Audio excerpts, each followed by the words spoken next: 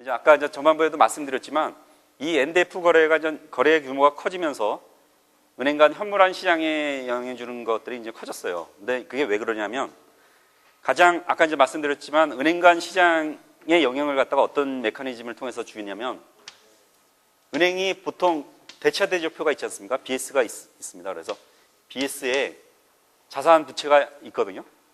근데 은행 BS에 외화 자산하고 외화 부채가 있을 수 있는데 국내에서 영업하는 은행이기 때문에 이 외화 자산하고 외화 부채를 갖다가 맞춰 놓는다고요. 똑같이. 그러면 달러 환율이 어떻게 움직이든 간에 자산 부채가 같이 움직이니까 서로 제로섬이 되지 않습니까? 자산 부채, 이 자산을 갖다 빼가지고 이 부채를 갖다 갚으면 되는 거니까요. 환율이 변동함으로 인해 가지고 발생하는 위험을 갖다가 제거할 수가 있다고요.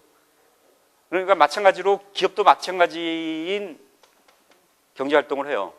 외화와 관련돼서.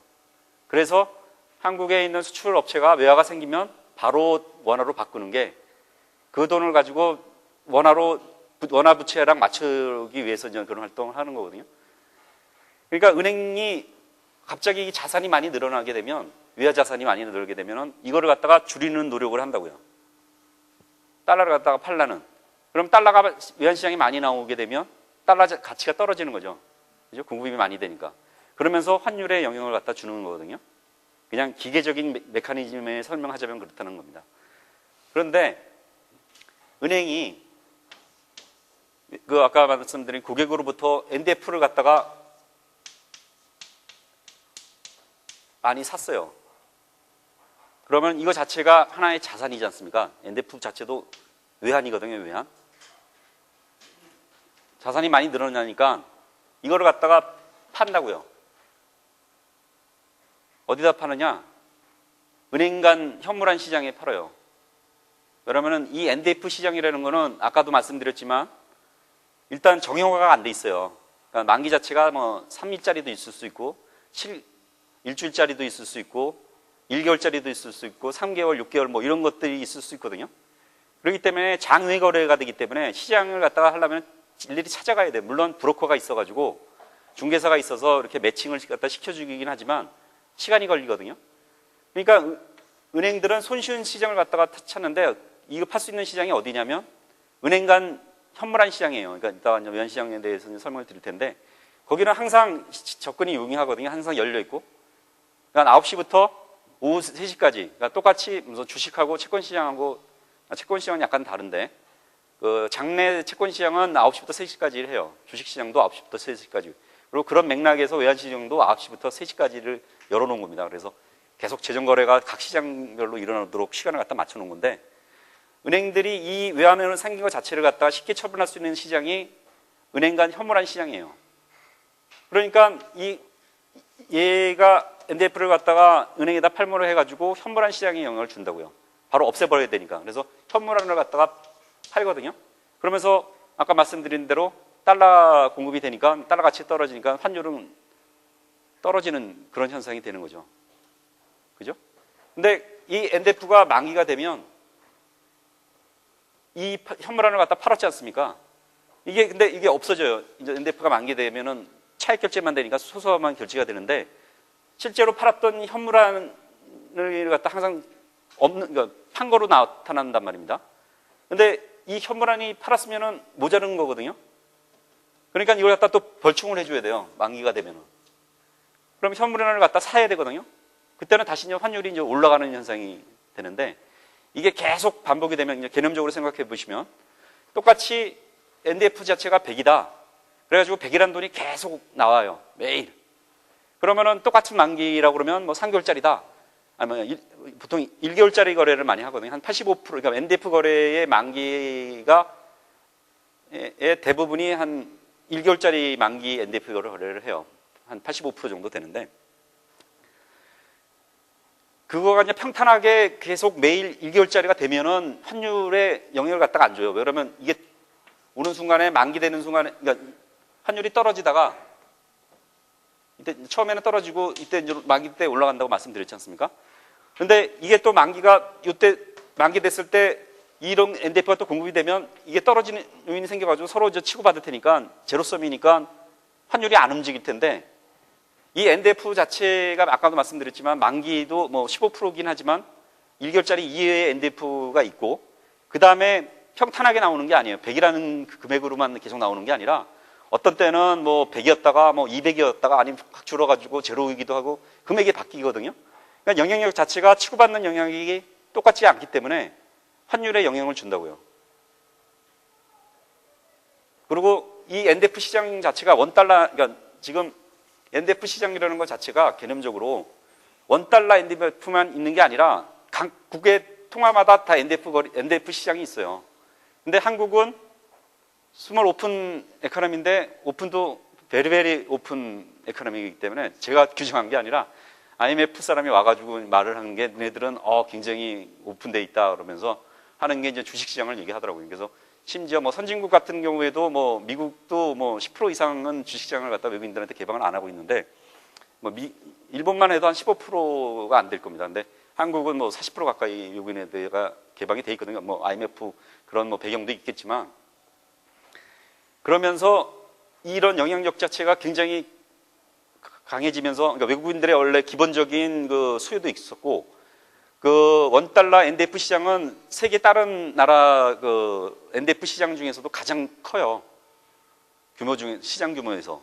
그렇기 때문에 아까 말씀드린 실수거래, 그러니까 실제 수급에 기반된 그 NDF 거래만이 아니라 그거 아니고 돈 가지고 실제로 환율을 갖다가 차익을 갖다 해서 하는 뭐 해치라든가 아니 해치펀드라든가 투기 뭐 이런 거 많이 들으셨지 않습니까? 투기적인 거래들이 감세가 돼가지고 이 NDF 시장에 그 외국인들이 많이 들어와 있는 상황이에요. 그러다 보니까 아까 말씀드린 대로 규모도 아까 현물한 시장에 비해서 60% 가까이 넘게 육박하는 시장으로 굉장히 커져 있는 상황이거든요. 그러면서 그 NDF 시장 자체가 어떻게 움직이느냐에 따라서 은행 간 환물환율이 어떻게 움직이는지가 굉장히 중요해졌어요. 그래서 아까도 말씀드렸지만 제가 보통 이제 3시에 끝나는데 7시까지 이제 하고 집에 가면서도 계속 그 문자로 이제 뭐 런던이라든가 뉴욕 시장에서의 NDF 동향을 갖다 계속 받는 이유가 뭐냐면 실제로는 원달러 환율 자체가 24시간 만들어져서 돌아가고 있어요. 그래가지고 저희가 내일 아침에 은행 시장이 9시에 여는데 9시에 그냥 이 환율 자체가 여기서부터 9시다. 그래서 여기가 3시다. 그래가지고 그래프를 보면은 환율이 계속 몇 초마다 움직이지 않습니까? 이렇게 해가지고 있다가 여기서 불연속되는 게 아니라 실제로는 NDF 시장으로 넘어가서 계속 움직이고 있는 거예요. 그래서 그 다음날 시장에 이렇게 와가지고 이 연속성을 갖다 만들어가고 있는 거거든요. 다만 우리는 이게 은행과 환물화 시장이 영업시간으로 9시부터 15시간이기 때문에 여러분들이 보는 거는 뭐 언론이나 이런 걸 통해서 이 환율만 보고 있는데 실제로는 이런 영업시간 외의 것도 거래가 돼서 움직이고 실선을 갖다 만들고 있는 거거든요. 그래서 아까 말씀드린 대로 외환시장하고 외환시장이 연결이 되고 마찬가지로 아까 이제 금리 같은 것도 이제 말씀드렸지 않습니까? 이 현선물 환율에는 내외금리가 반영됐듯이 이 채권 시장에도 이게 이 환율에 의해서 영향을 받아요. 그래서 FOMC에서 금리를 결정할 거다, 뭐 올리다 내린다, 아니면 왜 유지하는데 어떤 이유 때문에 뭐 동결을 했다든가, 아니면 일본은행이 올린다 내린다 이런 걸 통해 가지고도 환율에 영향을 주고 이 환율이 또 거꾸로 채권 시장에 영향을 주고 그 다음에 이런 것들이 또 뭐 주식시장에 영향을 주고 뭐 이런 식의 시장끼리의 연결고리가 촘촘해지는 거거든요. 그래서 개방화되고 그 다음에 금융시장이 선진화되게 되면 그냥 나비 효과가 왜 나비 효과가 있다라는 걸 갖다 알 수 있게 돼요. 어떤 사건이 어떻게 영향을 갖다 줄지는 모르거든요. 그리고 이게 복합적으로 우리가 보는 거는 결과지 않습니까? 근데 결과를 갖다 줄 수 있는 요인을 갖다가 발라내는 것들이 예전처럼 쉽지가 않았어요. 왜냐하면 이런 메커니즘 자체가 복잡하게 돼 있기 때문에 하나에 나와 있는 결과를 갖다가 짜게 가지고 어떤 요인들이 복합적으로 작용했는지를 갖다가 모니터링하고 분석하는 것들이 굉장히 더 어려워진 거죠. 그래서 이제 이런 NDF를 갖다가 이제 외환시장 사람들은 굉장히 주목을 합니다. 그래서 장황하게 설명을 드렸고요. 그다음에 이제 환율 제도가 있는데, 환율 제도가 한국은 자율변동 환율 제도를 갖다가 채택하고 있어요. 1997년 말 이후부터 자율변동 환율제를 갖다 채택을 했는데, 그전에는 시장평균 환율제도 뭐 이런 식으로 해가지고 그 환율제도가 달랐습니다. 그러니까 어떤 그 다음날 그 환율이 결정될 수 있는 상한폭 자체를 갖다가 제한을 했어요. 그래서 너무 크게 변동하지 않게 제도적으로 막았거든요. 근데 IMF를, 금융위기를 맞으면서 자율변동 환율제도를 갖다가 채택을 하게 된 건데, 자율변동 환율제라고 생각하면 굉장히 선진화된 제도입니다. 그러면은 외환시장의 수급에 의해서 환율이 결정되도록 놔두는 거고, 그 다음에 그걸 자체를 갖다가 어떤 상한폭을 갖다 제한하지 않다는 거거든요. 그래서 급락할 수도 있고, 뭐 급등할 수도 있고, 이럴 수도 있어요. 근데 그렇다고 그러면은 거꾸로 아까도 말씀드렸듯이 다른 금융시장하고 연결되어 있기 때문에 금융 불안을 갖다가 조정할 수 있는데, 그런 자신이 있기 때문에 이제 자율변동 환율 제도를 한 것처럼 보이지만 실제로는 그게 아니에요. 그러니까 대부분의 주요 선진국들은 자율변동 환율제를 채택하고 있어요. 미국이든 일본이든 그런 데는 금융시장 자체가 깊기 때문에. 근데 한국 지금도, 그러니까 2003년 기준으로 보면 아까 말씀드린 은행 간 현물환 시장 자체가 일본에 비해서 10분의 1도 안 돼요. 한국은. 근데 저희가 97년도에 이 자율변동 환율 제도를 갖다 채택한 이유는 아이러니하게도 그 전에 환율이 계속 떨어진 게 아니라 계속 올라갔어요. 그때는 IMF 위기 전에는. 근데 왜 그랬냐면 경상수지 자체가 적자였거든요. 상품을 만드는 것 자체가 적자였다 보니까 자본수지에서 플러스를 갖다 만들었어야 됐다고. 돈을 꼬아야 됐었거든요. 그러면은 공장에서 뭐 하고 뭐 이렇게 사고 파는 거에서 돈이 모자르니까 돈을 갖다가 외상을 갖다가 해야 되니까 자본수지를 통해서, 그래서 외채를 많이 늘렸어요. 그래서 너도 나도 그걸 동료를, 정부도 동료로 하고 그러면서 정부 기관이든 금융기관이든 뭐 그러면서 이제 외채가 많이 늘어났거든요. 근데 환율이 올라가게 되면 외채 부담이 많이 늘어나지 않습니까? 달러로 100달러 했던 것들이 환율이 올라가게 되면 처음에는 뭐 10,000원이면은 갚던 거를 15,000원 들고 부채 규모가 점점 커지는 거거든요. 원화로 환산했을 때. 그러니까 인위적으로 정부에서 뭐 한국은행도 거기에 들어가지만 인위적으로 환율이 안 올라가도록 개입을 했어요. 시장에 들어가서. 근데 개입을 할 때 안 올라가려고 그러면 어떻게 해야 되냐면 달러를 팔아줘야 되거든요. 그죠? 달러를 공급을 하면서 달러 가치를 떨어뜨려야지 환율이 떨어지니까.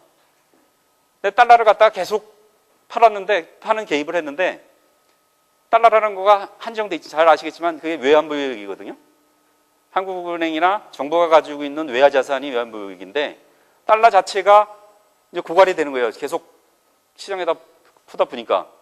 근데 이 외환보유액에서도 뭐 다 쓸 수 있는 게 아니라 어떤 것들은 뭐 IMF 출자대에 있어서 명목상으로만 외환보유액으로 계산돼 있고, 어떤 건 금이고, 뭐 그 다음에 뭐 바로 환전해가지고 달러로 바꿀 수 있지 않는 돈도 있거든요. 그러니까 거의 사용할 수 있는 외환자산 기준으로 거의 고갈이 됐던 거거든요. 그러면서 생각해냈던 게 뭐냐면, 모르겠다. 환율제도는 자율변동 환율이다. 마음대로 움직여라. 그러면서 자율변동 환율제도를 갖다가 저희 나라가 채택을 하게 된 거예요. 우리가 뭐 선진국이 돼서 된 게 아니라 상황 자체가 불가피하게 선택을 한 거거든요. 근데 문제는 뭐냐면, 제가 이제 말씀드리고자 하는 요점은 뭐냐면, 설사 역사적으로 그렇다 하더라도 상황이 어떻게 될지 모르고 우리 자체의 경제 규모가 굉장히 커졌기 때문에 이 자율변동 환율 제도를 잘 활용하면 또 좋은 쪽으로도 될 수가 있어요. 그러니까 예전에 한 뭐 에피소드 같은 걸 보면 금본위 제도가 뭐 한참 고정환율로 하면서 계속 있었지 않습니까? 그러면 금 생산하는 거하고 이 태환해주는 화폐하고는 계속 일치시켰다고요. 그러다가 어떤 사람이 금은본위제를 갖다가 주장을 했었어요.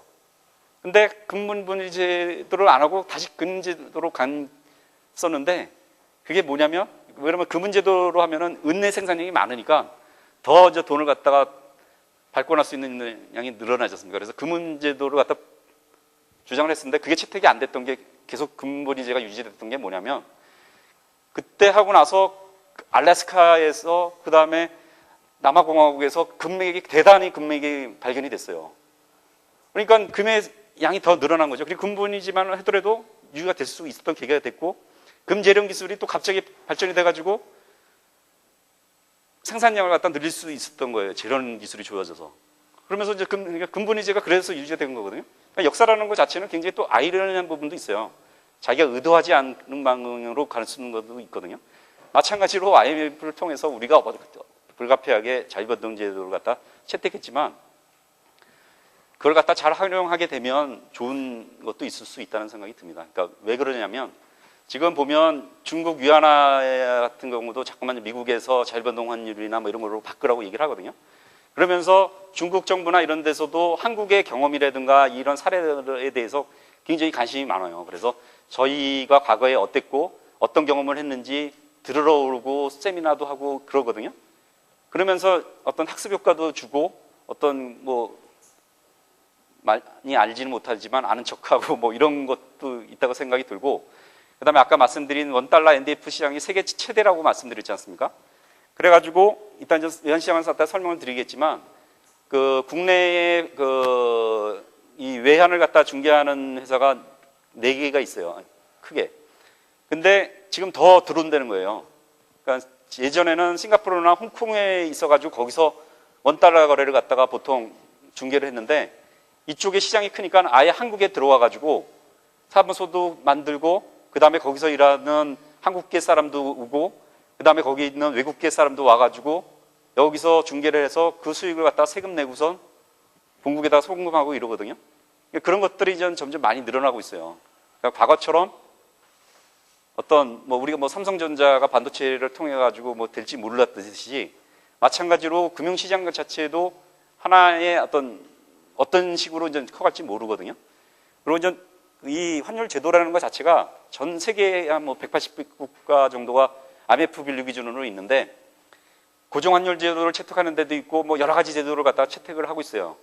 근데 IMF에서는 과거처럼 환율 제도를 갖다가 고정환율 제도다 아니면 자율변동환율 제도를 해라 이렇게 고집하는 게 아니라 지금은 그 각 나라의 금융 환경에 따라서 자율변동환율 제도를 채택하기도 할 수도 있고 그 다음에 고정환율을 갖다가 해도 된다고 얘기를 해요. 그만큼 이 환율 제도에 대해서 굉장히 좀 유연하게 이제 대처를 하고 있거든요. 그리고 마찬가지로 이런 우리나라가 자율변동환율 제도를 갖다 채택하고 있지만 거꾸로 아까 말씀드린 기업이라든가 은행들이 환율을 갖다가 이제 고정시키니까 변동 위험으로부터 이제 회피하려고 그러지 않습니까? 그러면 과거에는 그런 수단이 없었다고요. 시장 자체가 이제 현물한 시장만 있었기 때문에. 근데 점점 아까 말씀드린 NDF 시장도 발전이 되고 그다음에 더 나아가서 수합이라든지 옵션 시장이 이제 조금씩 이제 태동하고 있거든요. 그러면 그거 자체가 고정환율을 갖다 할 수 있는 이점을 갖다 가지고 있어요. 그런 수단을 갖다가 이용함으로 해가지고 우리가 자율변동환율 제도에 살고 있지만 내가 원하면 그 외환시장에 가지고 그 상품을 사게 되면 자기가 고정환율 제도의 이점을 갖다 누릴 수 있는 때가 되고 그 다음에 워낙 이게 발달이 안 됐기 때문에 점점 발전하는 소지가 더 많아요. 왜냐면은 시장이라는 것 자체가 이게 도박판과나 거의 비슷하거든요. 그래서 보통 보면은 외환시장 같은 경우에 아까 말씀드린 그 실수, 그러니까 실제 수요에 움직이는 거래는 5%밖에 안 된다고 얘기해요. 한국은 아니지만 전 주요 선진국을 보면 나머지 95%가 투기적인 거래에 의해서 움직인다고 얘기를 하거든요. 그러니까 그만큼 레버리지가 많다는 거거든요. 그러니까 저희는 거의 반 이상이 실수 거래에서 움직여요. 그러니까 투기 거래가 거의 없거든요. 근데 꼭 투기가 나쁘다는 게 아니라 투기로 인해 가지고 시장 자체가 역동성이 있고 그 다음에 그걸 통해서 또 시장이 거꾸로 안정되는 효과도 있거든요. 그리고 거래를 많이 하면서 수수료라든가 이런 것들도 많이 유발이 될 수 있기 때문에 그런 면에서 관심을 갖다 가져야 될 부분이라고 또 생각이 듭니다. 그러니까 제가 이 업무를 해서 선전하는 건 아니고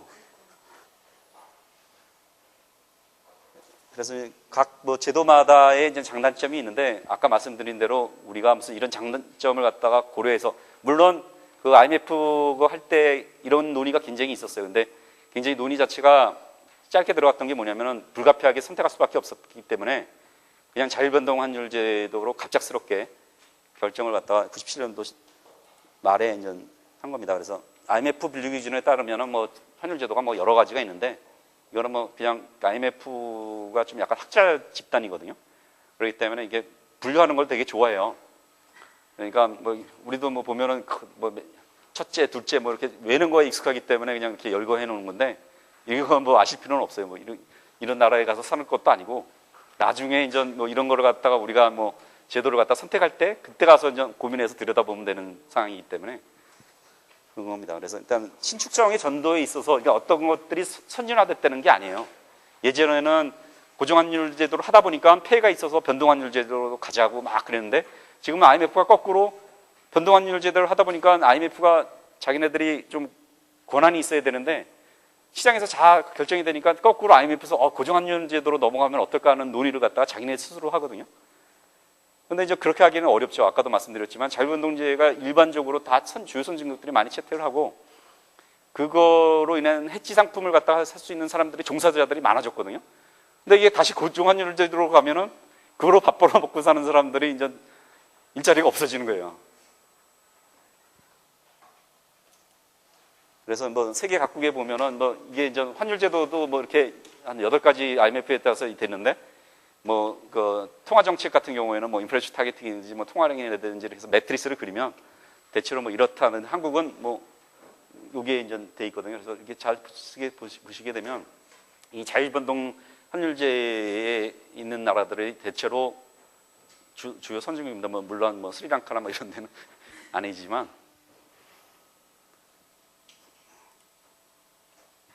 지금 그러면 이제 환율이 이제 어떤 요인에서 움직이느냐 하면은 이제 아까도 말씀드린 뭐 NDF 뭐 이런 것들도 좀 움직이는데 이거는 그냥 뭐 교과서적인 겁니다. 그래서 뭐 장기적으로는 뭐 이런 것들에 의해서 움직이고 뭐 중장기적으로 이런 거가 있는데 이건 너무 교과서적인 거니까 아실 필요는 없으실 것 같아요. 이거는 뭐 진짜 그냥 경제 교과서에 보면 다 나오는 거니까요.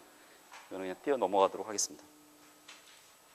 그 다음에 뭐 잘 아시겠지만 경상주지나 뭐 외국인 주식 투자자 가면 실제적으로 이제 외화가 왔다 갔다 하니까 영향을 주는 거고요. 그 다음에 이제 엔달러 환율이 영향을 주는 이유가 뭐냐면 한국 자체의 경제가 일본하고 뛸래야 뛸 수가 없어요. 그러니까 일본이 경기가 좋아지면 한국도 시차는 있지만 좋아지거든요. 그러다 보니까 원달러 환율도 외국인들이 보기에 우리는 절대로 일본하고 다르다고 생각하지만 외국인들이 볼 때는 한국 사람이나 일본 사람이나 중국 사람이나 다 비슷하다고 생각하거든요. 그리고 실제로 만나보면 그 사람들이 구별을 못해요. 머리까만 사람 보면은 이 사람이 한국 사람이 우리는 귀신같이 아는데 외국인들의 입장에서는 그렇지 않거든요. 근데 가장 경제가 큰 데가 그래도 아시아에서는 일본이기 때문에 한국의 경제도 일본대로 움직일 거다. 그래서 엔달러 환율에 보고선 원달러 거래를 많이 해요. 그렇기 때문에 엔달러 동조화 현상이라고 얘기하는데 이따 이제 환율 그래프가 있는데 그거 보면은 엔달러 환율에 의해서 많이 움직였었어요. 근데 이제 그거는 과거지사고 아까도 이제 말씀드렸지만 중국 위안화 자체가 교역 규모 1위가 이제 중국이거든요. 중국, 미국, 일본 이런 식으로 돼 있는데 그렇게 세 개의 나라 합쳐서 한 50%, 45% 뭐 교역량 규모가 그렇게 커요. 그러니까 거의 저희가 뭐 상대하는 데가 그리고 10대 교역국이라고 해서 뭐 인도네시아 정도 되면 저희가 한 2.5% 정도 거래하던가 그래요. 그리고 뭐 최근에 뭐 쿠데타난 태국 같은 경우는 뭐 1.1% 정도밖에 거래를 안 하거든요. 그러니까 뭐 딴 데는 뭐 중요한 데가 아니죠.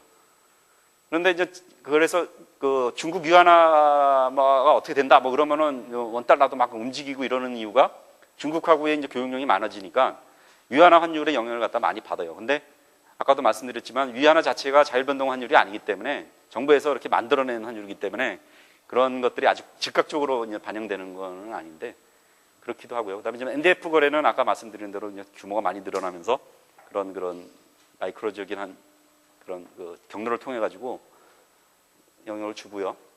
그다음에 뭐 기타 요인은 뭐 이벤트 같은 거거든요.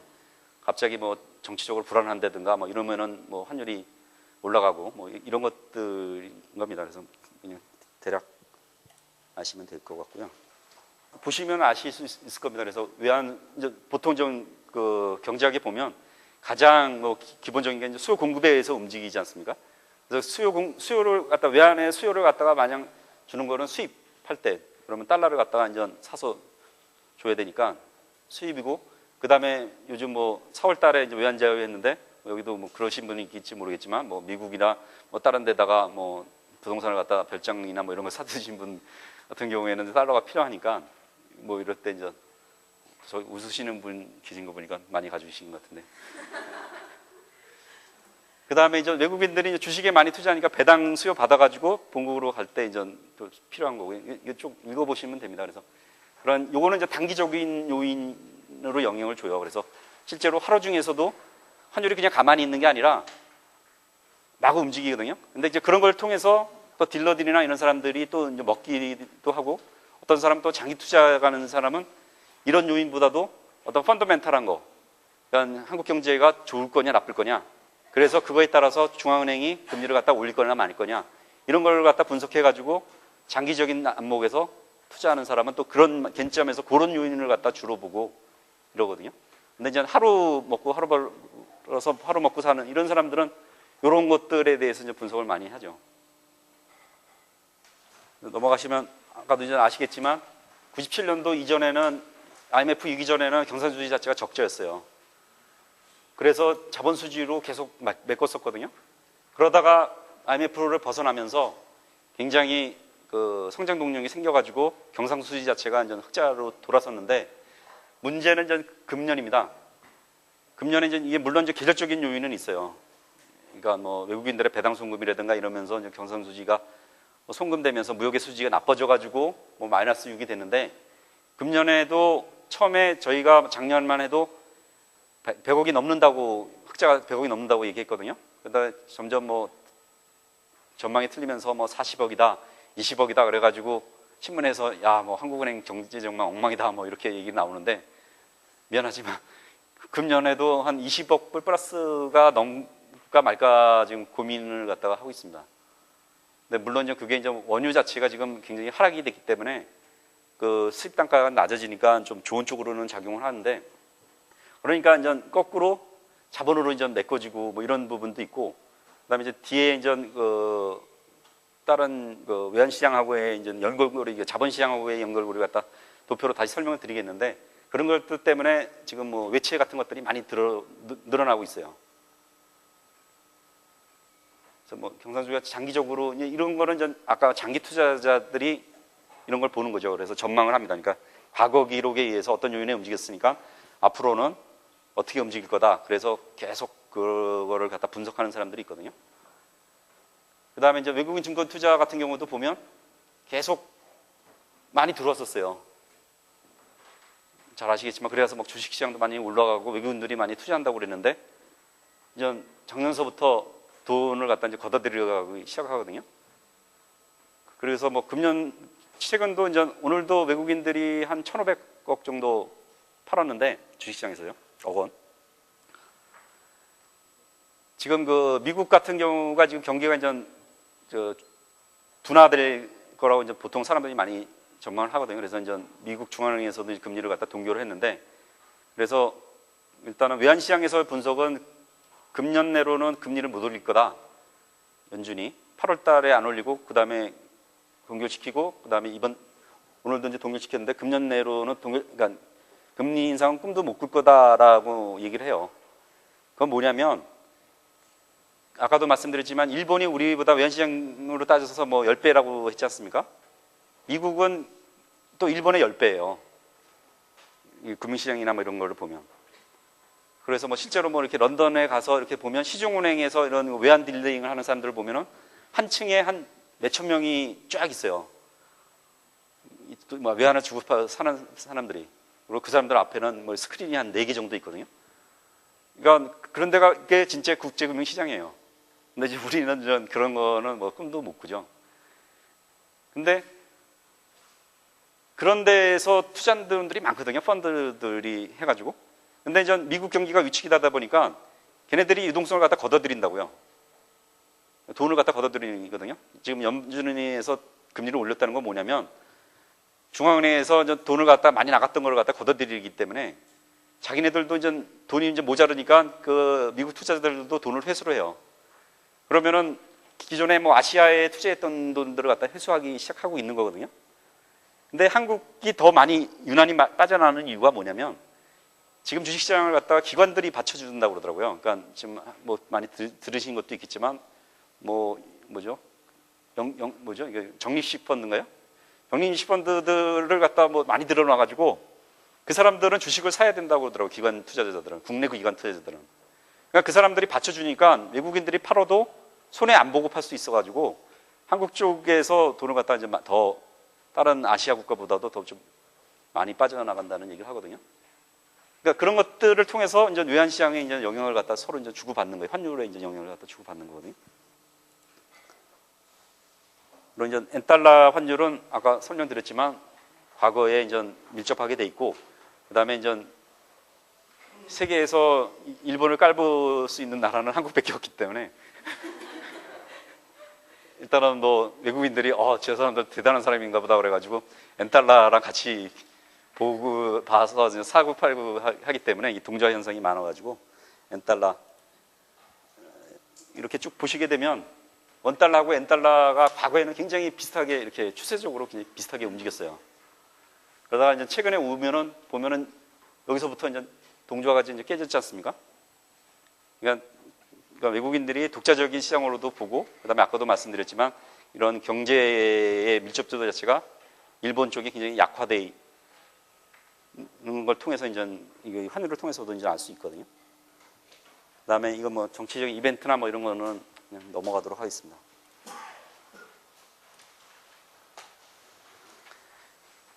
그러면 아까 이제 말씀드린 현선물 금리평가 이론에 가지고 내금리 차랑 뭐 같다라고 말씀을 드렸지 않습니까? 그러면은 그 금리가 오르락 내리락 하면서 환율에 영향을 갖다 진짜로 주거든요. 경제학적으로는. 근데 한국은 안 그래요. 아까도 이제 말씀드렸지만 항상 어떤 그 경제 활동이 있으면 항상 어떤 경로가 상반된 경로가 나타나요. 근데 어떤 힘이 더 크게 작용하느냐에 따라서 결과적으로 외형적으로 눈에 보이는 거가 어떤 거가 나타나는 거거든요. 근데 환율은 보통 금리를 인상을 하면 저렇게 환율을 갖다 하락하는 요인들이 생기기도 하고 환율을 갖다 상승하는 요인도 생겨요. 다 작용하거든요. 근데 경제학적으로 따지면 금리를 갖다 인상하면은 환율을 갖다가 떨어뜨리는 요인이 보통 커요. 이게 더 우세하기 때문에. 왜 그러냐면 금리를 올리면 예를 들어서 한국에서 금리를 올렸다. 그러면 한국 돈에 거기다 투자하면 돈이 많이 생길 거다 그래가지고 원화를 갖다 많이 선호한다고요. 그러다 보니까 환율이 떨어진다는 건, 원환율이 떨어진다는 거는 원화 가치가 좋아진다는 거거든요. 환율을 갖다가 보통 하락하는 작용을 하는데, 아까도 말씀드렸지만 한국은 그러니까 주식시장 자체가 외국인들한테 많이 개방돼가지고 이 상쇄할 수 있는 것 자체가 거의 이만한 힘을 가지고 있어요. 그러다 보니까 금리를 갖다가 조절해도 원달러 환율에 영향을 갖다가 안 주는 그런 결과가 생겨요. 근데 다른 나라는 아까도 말씀드렸지만 외국인들의 어떤 자국 내 주식 투자 비중이 높지 않기 때문에 이 경로 자체가 그렇게 활발하게 작동 안 하거든요. 그러다 보니까 요거만 나타나다 보니까 금리를 올리게 되면 반대의 어떤 효과가 생기는데 한국은 중립적인 효과가 생겨요. 그래서 마찬가지로 이런 시장들이 변하면, 지금은 우리가 뭐 40%까지 개방을 했지만 지금 이제 37%로 줄었다고 그러는데, 그런 것들이 줄어들게 되면 또 이런 것만 또 작동하는 결과가 생겨요. 그러니까 경제학자들이나 뭐 이런 사람들이 먹고 사는 거죠. 자꾸 변하니까.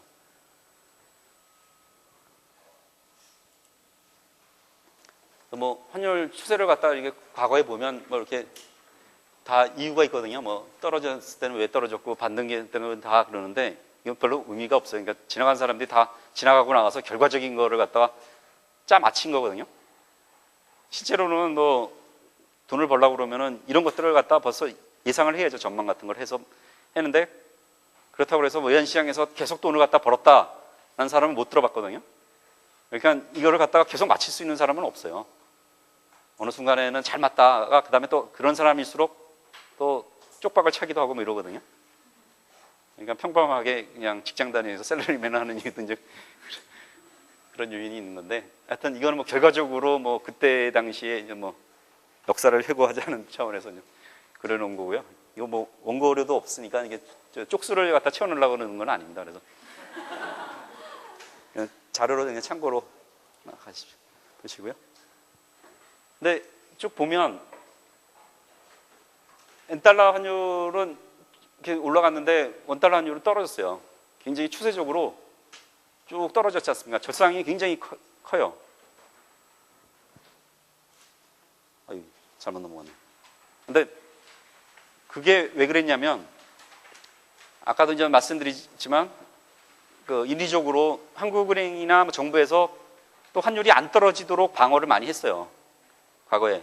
그러니까 아까 건너 화면에 보면 자본 수지 자체, 경상수지도 흑자인 데다가 98년 이후에요. 그죠? 경상수지도 흑자였는 데다가 자본 수지도 흑자였어요. 근데 그렇게 되면 돈이 많이 들어오기 때문에, 외화가 많이 들어오기 때문에 원환율이 떨어졌는 게 맞거든요. 아니면은 그렇게 해가지고 균형을 갖다 찾아야 되거든요. 그러니까 어떤 거가 플러스면 어떤 게 마이너스가 돼가지고 제로섬을 만들어서 국제 수지 자체를 갖다 균형을 갖다 이뤘어야 되는데, 우리는 어떤 요인 때문에 계속 경상수지든 자본수지든 플러스가 생겼다고요. 그러니까 인위적으로 환율이 떨어질 수밖에 없는데 막았는데, 그걸 왜 막았냐면 그때는 경기가 안 좋았거든요. 경기를 갖다 뒷받침할 수 있는 데가 소비나 투자를 아무도 안 했어요. 신용카드 문제도 걸리고, 그 다음에 투자도 기업들이 지금 뭐 구조조정을 하고 뭐 이러니까 인력도 감축되고, 그 다음에 앞으로 어떤 산업이 뜰지도 모르니까 투자를 안 하고 있거든요. 지금도 뭐 안 하고 있지만.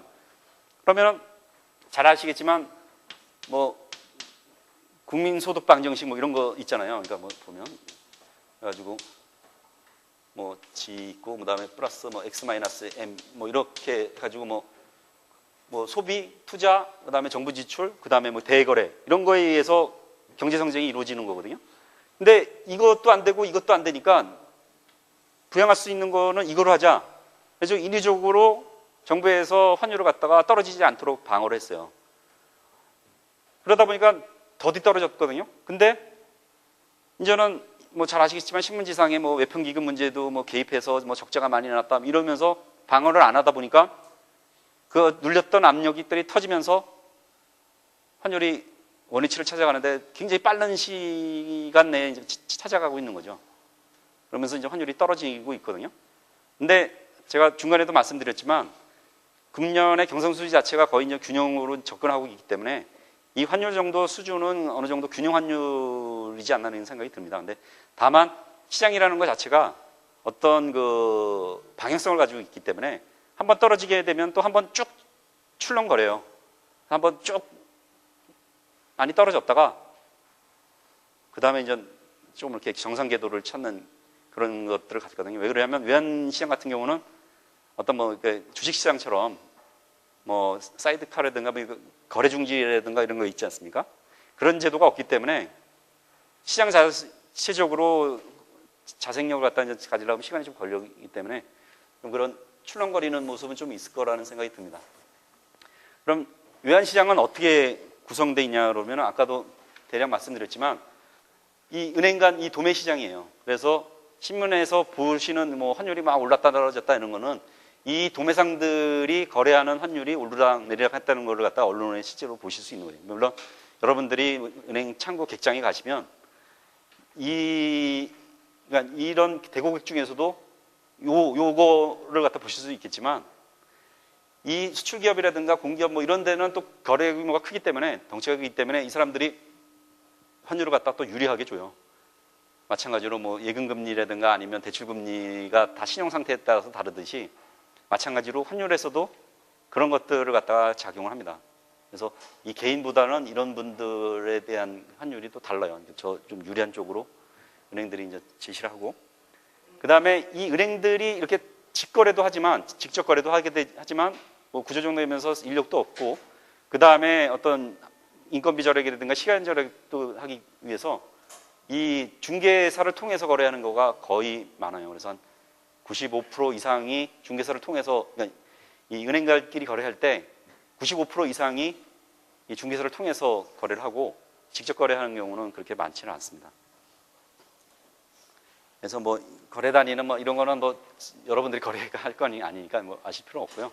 이거는 이제 아까 얘기한 도매상들이 하는 자기네들의 어떤 규칙이고 뭐 이런 거 아실 필요 없고, 그냥 9시부터 3시까지 그 도매상들, 그러니까 은행들은 보통 거래한다, 이렇게 생각하시면 됩니다. 근데 이제 이 시간도 마찬가지로 옛날에는 점심시간이 있었어요. 그래서 점심 12시가 딱 되면 거래 정지하다가 1시가 딱 되면 다시 또 오픈되고 이랬었거든요. 근데 이제 좀 빨리 끝나자. 여러분, 이게 3시에 끝나도 이렇게 끝나는 게 아니에요. 이거 거래하는 사람들은 7시까지 있어요, 보통. 여러분, 뒤처리를 해야 되니까. 여러분, 거래하고 나서 전표 쓰고 그다음에 서로 이렇게 맞춰보고, 나는 이거 샀다고 그러는데 쟤는 안 샀다고 우기고 뭐 이럴 수도 있잖아요. 그리고 뭐 또 보고하고 내일 전략을 갖다 짜고 뭐 이래야 되기 때문에 한 7시까지 있거든요. 그러니까 예전에는 늦게 1시에 이제 오후가 장이 개장이 되니까 늦게 끝난단 말입니다. 그러니까 더 늦게 끝나니까 그걸 땡기지 않은 차원에서 이제 점심시간을 없앴거든요. 근데 그러다 보니까 가끔 점심시간에 물직하게 또 거래하는 사람이 있어요. 그래가지고 당번 정해가지고 점심시간 남아서 화면 쳐다보고 있다가 뭐 나오면 또 팔고 뭐 치사하게 또 이제 뭐 막 그 물량을 내놓기도 하고 뭐 이런 사람들이 있는데, 저희도 좀 가끔은 좀 페어하지 않게 뭐 개입할 때, 점심시간에 사람 없을 때 개입하고 뭐 그래가지고 이걸 바가지로 얻고 이러는데, 근데 이거 시간도 보면은 미국이나 뭐 이런 데가 이렇게 쭉 연결돼 있는 거지, 또 중국 쪽에 가면 뭐 싱가포르나 홍콩 뭐 이런 데 가면은 점심시간에 또 놀아요. 쉬어요. 그래서 뭐 홍콩 같은 데는 뭐 11시에 끝나가지고 2시에 열리거든요. 걔네들은 뭐 점심 먹는 걸 굉장히 중요시 여기기 때문에, 싱가포르도 1시간인가 1시간 반 정도 점심시간이 있어요. 그러니까 중국계 쪽은 점심 먹는 거가 굉장히 행복한 거기 때문에 쉴 때는 딱 쉬어요. 근데 이제 우리는 미국이나 뭐 이런 쪽에 일본 이런 데 영향을, 일본이 좀 미국 영향을 받았지만 그런 데 영향을 받아가지고 점심시간이 없는데, 그런 게 이제 시간이 결정된 겁니다. 참고로 알고 계시고요.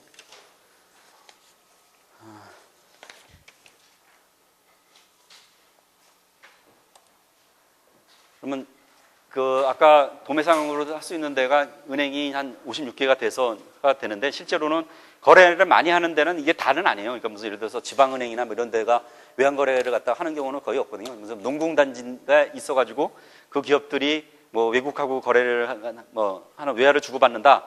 그러면 이제 지방은행 같은 경우가 있지만, 뭐 잘 아시겠지만 뭐 금융의 중심이 다 거의 뭐 수도권에 있기 때문에 서울에 소재한 은행들이 중심으로 이제 거래를 많이 합니다. 그래서 한 35개 정도가 활발하게 거래를 하고, 나머지는 그냥 멤버만 있는 거지.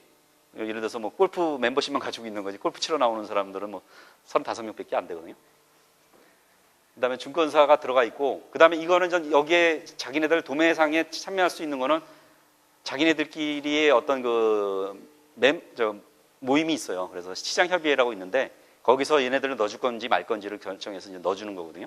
그래서 덩치가 크거나 이러면은 이런 증권사도 넣어주고 이러고, 그 다음에 아까 말씀드린 대로 중개사가 이제 크게 4개가 있는데, 이거는 토종이에요. 토종. 서울하고 한국은.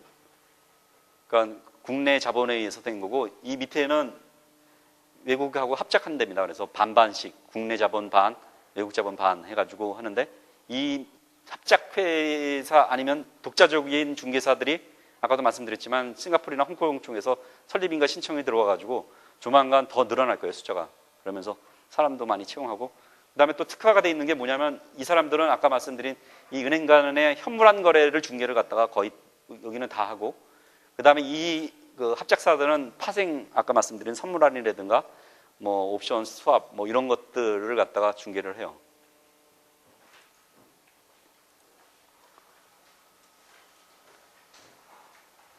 근데 이제 이건 너무 기술적인 거니까 그냥 읽어보시면 뭐 문제점 얘기인데요.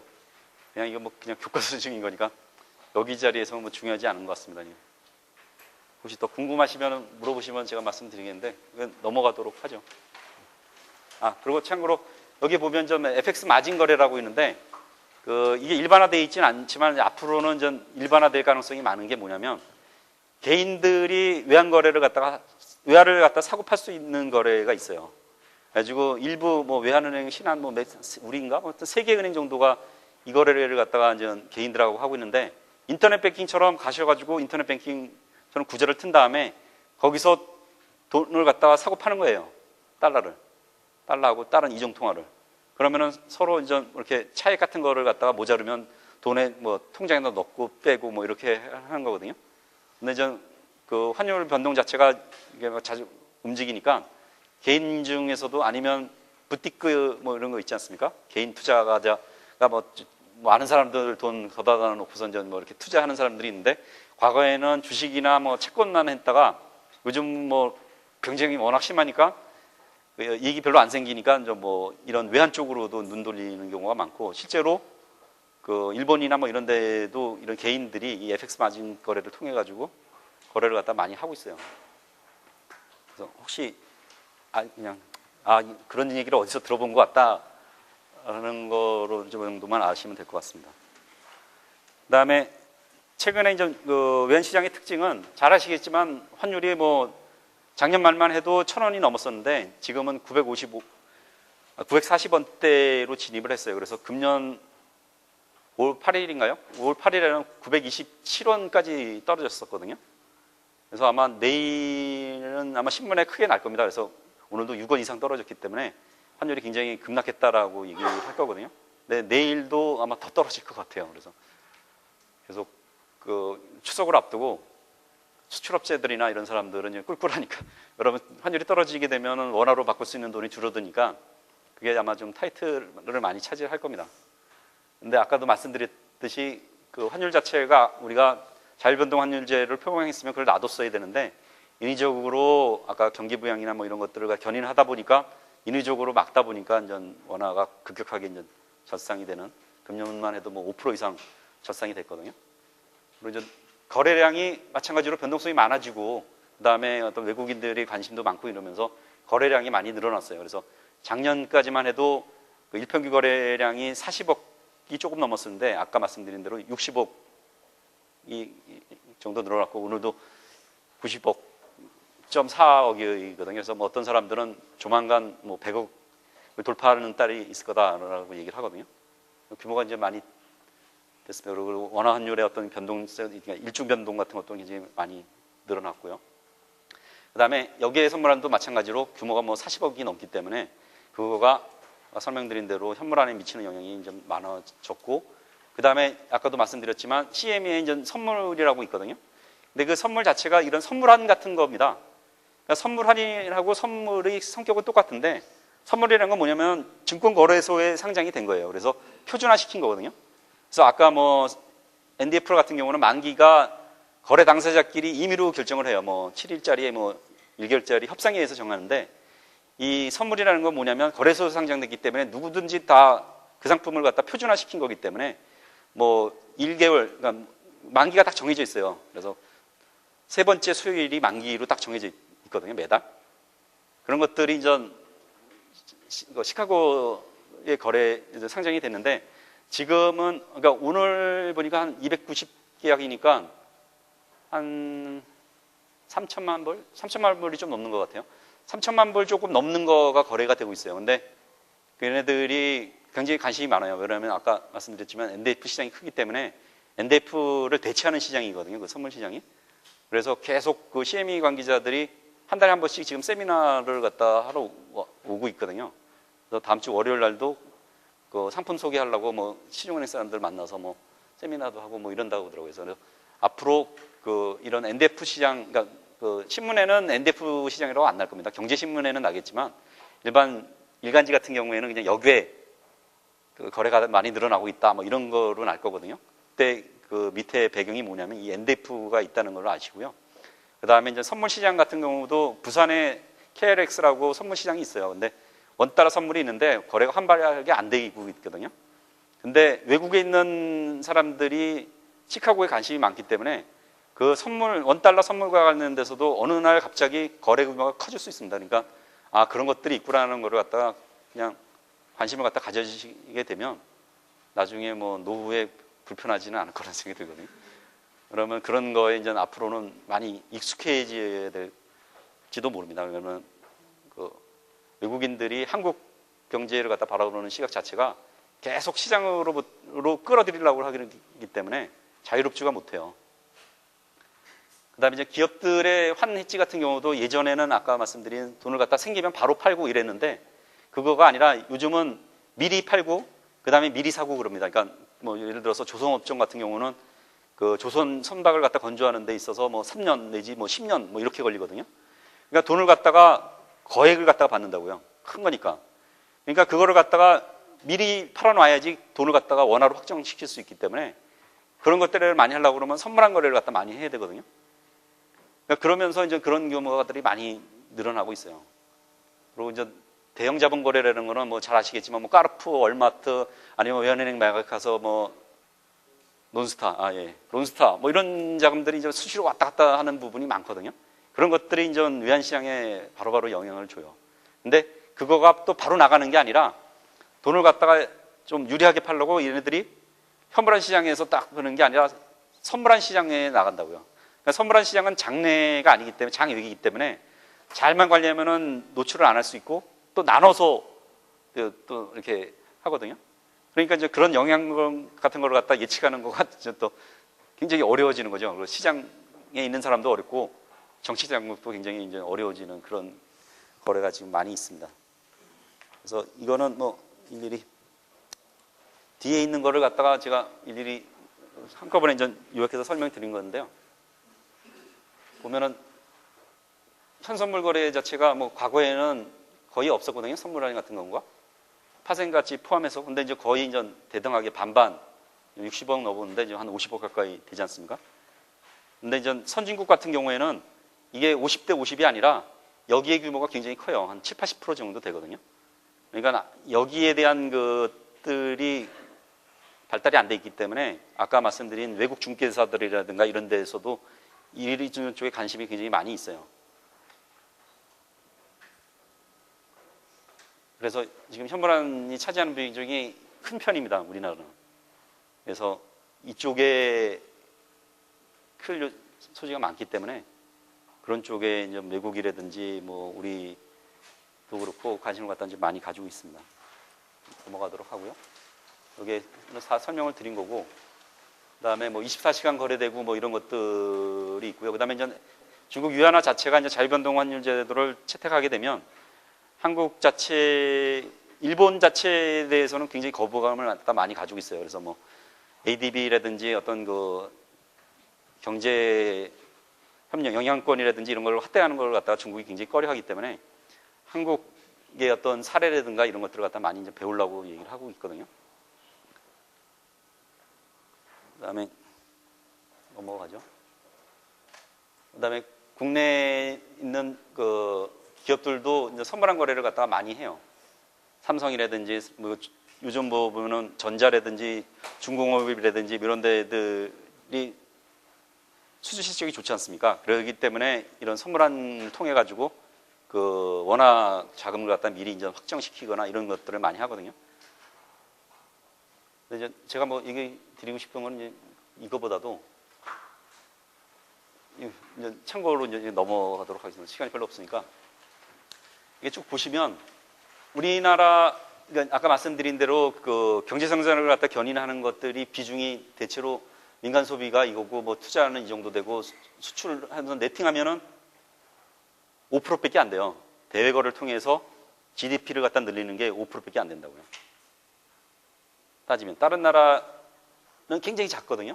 대외 거래를 통해서 선진국 같은 경우는 워낙 자국 내 국내 경제가 크기 때문에 대외 거래를 통하는 거가 비중 자체가 작다는 거예요. 절대 규모로 따지면 굉장히 큰 거죠.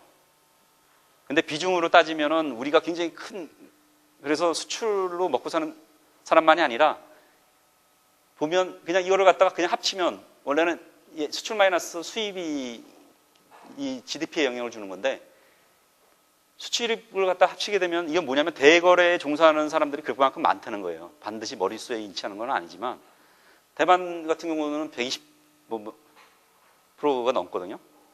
그러니까 수출입을 통해서 먹고 사는 사람들이 많은 거거든요. 이건 뭘 얘기하는 거냐면 지금 뭐 환율이 뭐 너무 오른다 떨어진다 그래서 수출업체 말씀드리고 싶은 거 뭐냐면 수출업체가 뭐 환율이 떨어진다고 해서 채산성이 약화된다 이런 게 아니라 한국은 전형적인 수출 기업이 꼭 있진 않아요. 왜냐면 삼성전자조차도 반도체나 이런 거 할 때 뭐 퀄컴이나 이런 데 로열티 주거든요. 그러니까 수급면에서 보면은 수입을 갖다가 병행하고 있어요. 기업 자체가, 수출 기업 자체도. 마찬가지로 뭐 중고공업이라든가 뭐 이런 데도 마찬가지로 자기네들이 철강이나 이런 걸 어디서 가져옵니까? 다 수입해서 가져오는 거거든요. 그러니까 뭐 신문지상에서 환율이 떨어진다고 그래서 뭐 수출 기업이 나쁘다 그러는데 실제로는 다 손해보는 게 아니에요. 자기네들이 전자재를 수입하는 것만큼은 손해보는 게 아니거든요. 다만 기업이 크다 보니까 부서별로 뭐 본부장제도 이렇게 나오니까 성과를 갖다 비교할 때 손해보니까 뭐 수출하는 사람 본부장은 뭐 손해본다고 얘기를 하지만 수입을 담당하고 있는 본부장은 노래 부르고 있는 거거든요. 그래서 물론 전 중소기업 중에서 뭐 수출만 전념하거나 이런 데도 있긴 있지만 경제 전체적인 거로 봤을 때는 우리 기업이 순수하게 뭐 수출 기업이다, 수입 기업이다 뭐 이렇게 얘기하기 굉장히 어려워요. 그리고 뭐 예를 들어서 뭐 수입 기업 관련돼서 뭐 정유사다. 정유사가 수입만 하는 게 아니라 수출을 많이 해요. 왜냐하면 석유 자체가 전략 산업이기 때문에 우리가 필요한 것보다도 많이 수입을 하게 해놨어요. 그리고 중동 국가에서도 자기네들이 어떤 재정 같은 걸 갖다가 안정적으로 유지하기 위해서 많이 판다고요. 그러다 보니까 이거를 정제해가지고 수출을 한다고요. 필요한 중국이라든가 요즘 뭐 계속 필요하니까 석유 관련된 원자재가 필요하니까 수출을 한다고요. 그러니까 원유 기업 자체도 수출을 갖다 병행하고 있어요. 그러니까 환율이 떨어졌다고 해서 일방적으로 뭐 기업들이 나쁘거나 뭐 좋거나 이런 건 아니거든요. 그래서 이제 제가 이거를 갖다 말씀드리고자 하는 거고요. 그래서 보면 연도별로 보면 우리나라 이렇게 연도별로 보면 수출거래 관련돼서는 여전히 대거래 규모가 커요.